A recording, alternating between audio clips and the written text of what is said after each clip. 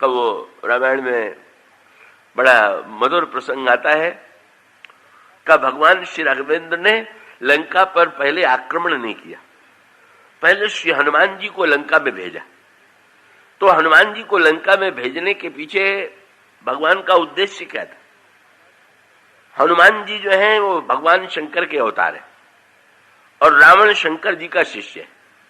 तो रामचरितमानस में ये कहा गया है कि शरीर का जैसे रोग दूर करने वाला वैद्य होता है, इसी प्रकार से मन का रोग दूर करने वाला कौन है?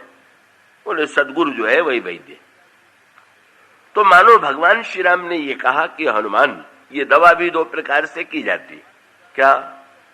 पहले तो दवा के द्वारा रोग दूर करने की चेष्टा की जाती है, और रोग दवा से भी दूर न हो तो फिर शल्य चिकित्सा, ऑपरेशन के द्वारा भी रोगी का कोई अंग काट करके भी रोगी को बचाने की चेष्टा की जाती है।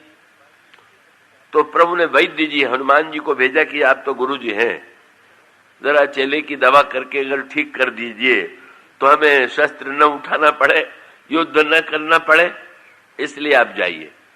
और हनुमान जी गए, और हनुमान जी जैसा उदार वैद्य कोई नहीं होगा। हनुमान जी रावण की सभा में पकड़कर बुलाए गए, खड़े कर दिए गए, और हनुमान जी ने जब रावण को देखा तो रावण का रोग समझ गए। रावण का रोग भी समझ गए। उन्होंने एक ही दोहे में रावण को रोग भी बता दिया, पथ्य भी बता दिया, दवा भी बता दिया। कहा मैं समझ गया आपको कौन सा रोग हुआ। क्या? बोले मोह मूल। आपके सारे रोगों का मूल मोह है। क्या इसका अभिप्राय? बोले आपको स्वयं ये एक क्षण के लिए भान हुआ कि श्री राम साक्षात ईश्वर, लेकिन मोह का लक्षण ही है कि व्यक्ति जान करके भी न जाने या जान करके भी न माने। तो ऐसी स्थिति में आपके जीवन में जो समस्या है, जो आपके रोग हैं, उसके मूल में मोह। और फिर वैद्य लोग या डॉक्टर बताते हैं कि मैं दवा तो दे रहा हूं पर इतनी वस्तुएं खाना छोड़ दीजिए। तो हनुमान जी ने कहा अच्छा देखिए, रोग तो मोह है और दवा में दवा तो मैं दूंगा, पर मैं पथ्य बता दे रहा हूं कि त्यागहु तम अभिमान। कई वैद्य डॉक्टर तो इतने पथ्य बता देते हैं कि सुन करके रोगी संतुष्ट हो जाता है कि अब कुछ बचा भी खाने के लिए कि नहीं बचा। सब छोड़ने की बात बता देने वाले वैद्य भी होते हैं, डॉक्टर होते हैं। लेकिन हनुमान जी बड़े उदार हैं चेले के प्रति। बोले हम बहुत पथ्य नहीं बता रहे हैं, पूरा पथ्य तो ये था कि मैं तुमसे कहता कि अभिमान बिल्कुल छोड़ दो, पर मैं जानता हूं कि पूरा अभिमान तुम नहीं छोड़ पाओगे। तो एक काम करो, त्यागहु तम अभिमान, सतोगुणी अभिमान भी रहने दो, कोई बात नहीं। रजोगुणी अभिमान भी तुम अपने जीवन में बचाए रखो, पर कम से कम मेरे कहने से तुम तमोगुणी अभिमान का तो परित्याग कर दो। मोह मूल बहुशूल प्रद त्यागहु तम अभिमान। और फिर दवा बता दिया। क्या दवा क्या है? सदगुरु वैद बचन विश्वासा, संयम यह न विषय कयासा, रघुपति भगति सजीवन मूरी। भगवान की भक्ति ही दवा है। तो दवा बता दिया। मोह मूल बहुशूल प्रद त्यागहु तम अभिमान, भजहु राम रघुनायक, कृपा सिंधु भगवान। भगवान की भक्ति करो। पर रोगी कितना जोरदार है। वैद्य जी चाहे जितने ऊंचे हो, बस बोला भी हंसी तो भाषा, और रोगी में जो नहीं होना चाहिए वही उसमें है। ये रामायण में बहुत बढ़िया बात कही गई। पेट का रोग यदि होगा तो पेट में दवा नहीं पचेगी। तो मन में पेट की दवा रोग कौन सा है? बोले अहंकार अति दुखद डमरुआ। और उसका अभिप्राय यह है कि अन्य रोगों के साथ साथ यदि अहंकार का डमरुआ है तो दवा पचेगी नहीं। तो यही हुआ। हनुमान जी कह रहे हैं तमोगुणी अभिमान छोड़ दो, और यहां रावण बोले बोला भी हंस खूब हंसा। अब देखिए ना, वैद्य को की बात सुनकर के, डॉक्टर की बात सुनकर के रोगी को गंभीर होना चाहिए कि रोगी को हंसना चाहिए? जिस रोगी को अपने रोग का ज्ञान है वो वैद्य और डॉक्टर की बात को सुनकर के गंभीर हो जाएगा, गंभीरता से सुनेगा। अच्छा मुझे ये रोग हुआ है मुझे ये सावधानी बरतनी है, लेकिन यहां बोला बिया से खूब हंस रहा। और फिर अगला हनुमान जी कह रहे त्यागोत्तम अभिमान, और बोला कौन? बोला बिहसी महाअभिमानी, तमोगुणी नहीं, इतना बड़ा अभिमानी है। हनुमान जी से क्या कहता है? अब कोई वैद्य या डॉक्टर देखने आवे और आप उनकी नाक देख के हंसने लगे, उनका मुंह देख के हंसने लगे और ये सोच के हंसने लगे इनकी शक्ल तो बड़ी अजीब है, तो आप तो खर्चे क्यों दवा, पर ये ऐसे ही रोगी है। बोले मिला हम ही कब गुरु बढ़ गया नहीं, अच्छा बंदर ही हमको दवा देने के लिए गुरु मिल गया। इसका अभिप्राय है का सचमुच मन के जो रोगियों का और लक्षण है और अंत उसकी पराकाष्ठा क्या। रावण ने हनुमान जी से कहा तुम आए हो मुझे दवा देने, ऐसा शायद ही कोई रोगी मिले जैसा रोगी रावण है। और उसका अर्थ क्या हुआ कि डॉक्टर तो बता सकता है रोगी को या घर वालों को कि रोगी की मृत्यु हो जाएगी या नहीं बचेगा या इतने दिनों तक बचेगा, पर यहां तो विचित्र बात, रोगी रावण वैद्य हनुमान जी से कहता है क्या? बोले मृत्यु निकट आई खल तो, अब तो मरने ही वाले हो। तो जब रोगी ही वैद्य से कहने लगे डॉक्टर से कि तुम तो अब मरने वाले हो, तो बस हनुमान जी समझ गए कि कहां प्रभु ने किस रोगी के पास भेज दिया, इसकी कोई दवा कर सकता है, इसको कोई अच्छा कर सकता है। हनुमान जी ने कहा कि हाँ ठीक बात तुम कहते हो, मृत्यु की बात तो तुमने ठीक कही, पर उल्टा हो ही कहा हनुमाना, होगा तो मृत्यु तो होगी पर मृत्यु तुम्हारी ही होगी, ऐसा मुझे प्रतीत हो रहा। तो मन के रोगों के साथ कुछ ऐसी जटिल समस्या है, इसका अभिप्राय कि मन के रोग होते हुए अगर हम निरभिमानी हैं और हम अपने को रोगी मानते हैं तो सदगुरु का आश्रय लेंगे और गुरु के द्वारा हम अपने दोषों को समझ करके दूर करने की चेष्टा करेंगे। पर अगर हम इतने अभिमानी हैं तो हम मन के रोगों को का अपने को रोगी नहीं मानेंगे और जो वैद्य होगा उसके वचनों पर विश्वास नहीं करेंगे, और अगर उसके द्वारा कोई दवा दी जाए तो उस दवा को हम अहंकार के कारण पचाने की स्थिति में नहीं होंगे और परिणाम होगा कि उस व्यक्ति की स्वस्थता संभव नहीं है। इसलिए गोस्वामी जी तो कहते हैं कि हनुमान जी ने फिर लंका को 400 कोस की लंका को क्यों जला दिया? तो गोस्वामी जी ने कहा कि कोई बदला लेने के लिए उन्होंने लंका को नहीं जलाया। तब उन्होंने एक बड़ी कवित्वमयी कल्पना किया। आयुर्वेद में जब किसी को राजक्षमा हो जाए तो मृगांक भस्म पहले दी जाती थी और मृगांक भस्म में सबसे अधिक जो है सोने की भस्म होती थी। तो तुलसीदास जी ने कहा कि हनुमान जी ने सोचा कि चलो भाई 400 कोस सोने की लंका की भस्म बना के रावण को खिलावें, शायद रोग दूर हो जाए। और 400 कोस का अभिप्राय क्या? अभिमान कैसे नष्ट हो? तो हनुमान जी को लगा कि 400 कोस की लंका जब जलेगी तो अपने आप अभी बड़ा सोने की लंका पर गर्व कर रहा है अभिमान छूट जाएगा। लेकिन 400 कोस सोने की लंका जल जाने के बाद भी कब वो बिल्कुल कोई प्रभावित नहीं हुआ और उसके जीवन में अभिमान कभी घटा ही नहीं। बल्कि कई बार ये लोग प्रश्न किया करते हैं क्या कि हनुमान जी जब लंका को जला करके चले आए थे और भगवान राम सेना लेकर के आक्रमण करने के लिए गए तो लंका नगर तो ज्यों का त्यों था, तो क्या रावण ने इतनी शीघ्रता से लंका नगर फिर से बना डाला क्या? ऐसा क्या हो सकता है क्या? इसकी व्याख्या थोड़ी सूक्ष्म है पर मुझे विश्वास है आप उसे समझ लेंगे। वो स्वामी जी ने बड़े काम की बात की। क्या रामायण में वर्णन आता है कि लंका का निर्माण करने वाला मैं नाम का दानव था। तुलसीदास जी से पूछा गया ये मैं दानव कौन, जिसने 400 कोस सोने की लंका का निर्माण कर डाला? तुलसीदास जी मैंने पत्रिका में कहा वो मैं दानव जो है वो तो हम सबके पास विद्यमान। वो कौन सा है? बोले रचित मय धनुज मन रूपधारी, ये जो मन है यही मैं दानव।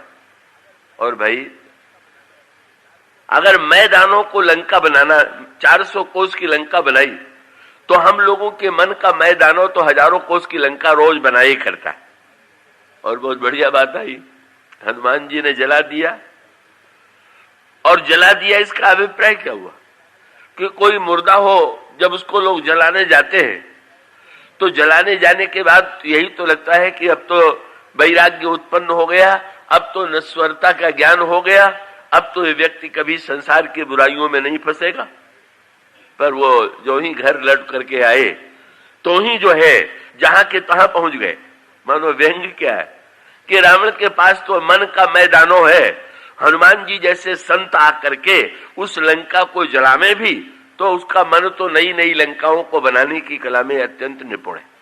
और ऐसी स्थिति में रावण जैसा रोगी, और रावण जैसे रोगी का अभिप्राय केवल रावण के संदर्भ में नहीं है, ये तो हमको, हम सबको अपने ही ओर ही झांक करके देखना है कि कहीं ठीक जो लक्षण रावण के चरित्र में है या जिनके जीवन में दुर्गुणों का वर्णन किया गया उनके चरित्र में है, कहीं वही लक्षण हमें भी तो नहीं। केवल बुरे व्यक्ति, रावण तो बुरा व्यक्ति था, पर जो अच्छे कहे जाने वाले व्यक्ति हैं, अच्छे कहे जाने वाले व्यक्ति भी इस दुर्बलता से अपने आप को मुक्त नहीं कर पाते। ये ईर्ष्या की वृत्ति, दूसरों में दोष देखने की वृत्ति जो बुरे व्यक्ति हैं उनमें तो प्रबल रूप में होती है, पर अच्छे व्यक्तियों के जीवन में भी ये दिखाई देती है। यहाँ पर भी दृष्टांत दिया जा सकता है देवर्षि नारद का। देवर्षि नारद के ऊपर काम ने आक्रमण किया, उन पर प्रभाव नहीं पड़ा, स्वर्ग का लोभ उन्होंने जीत लिया और देवर्षि नारद को काम के ऊपर क्रोध भी नहीं आया। ऐसा लगा कि नारद जी ने काम क्रोध लोभ को जीत लिया। पर जीतने के बाद नारद जी सबसे पहले कहां गए? शंकर जी के पास। क्यों गए शंकर जी के पास? बस नारद जी के मन में यह व्यग्रता हो गई कि मैंने जो इतनी बड़ी विजय प्राप्त की है किसी को सुनावे। बस यहीं से बुराई का श्री गणेश होता।